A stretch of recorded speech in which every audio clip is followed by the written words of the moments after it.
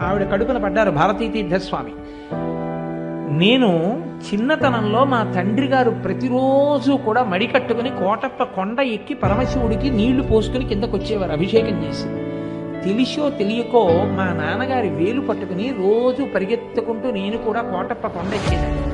ఎక్కి నమస్కారం పెట్టుకుని పిల్లలం కదా నాయన కిందకి దిగిపోయేవాళ్ళం. ఎన్ని పర్యాయాలు ఎక్కానో, ఎన్ని మార్లు నమస్కరించానో, ఎన్ని మార్లు దిగానో నాకు తెలియదు.